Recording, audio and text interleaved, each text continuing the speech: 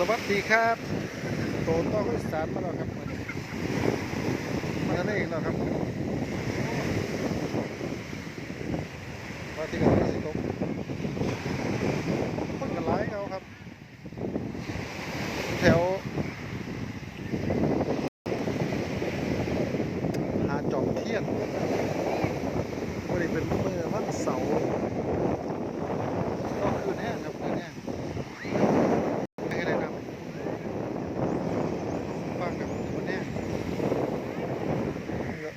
คนกันหลายครับเอ้าหลายครับหลายครับ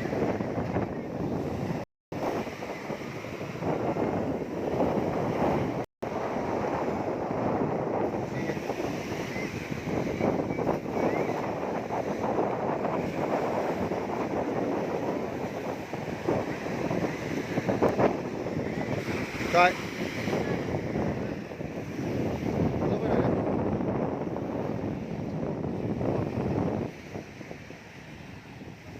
ลงแค่ลงไปครับ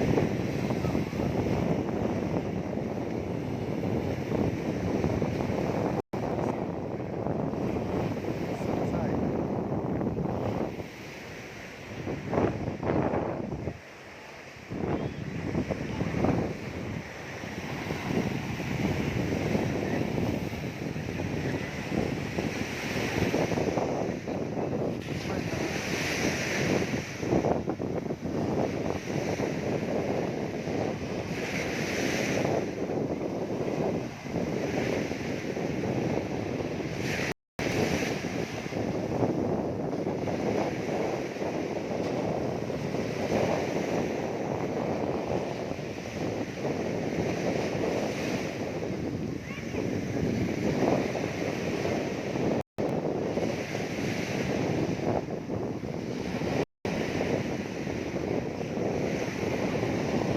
ครับได้ยินเสียงคลื่นครับโซ่โซ่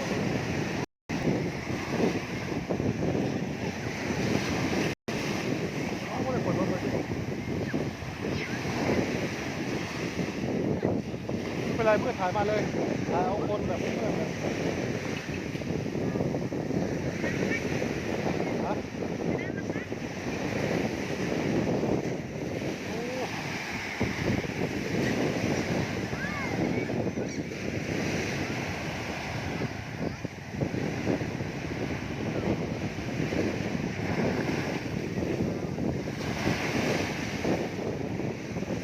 มันฟัง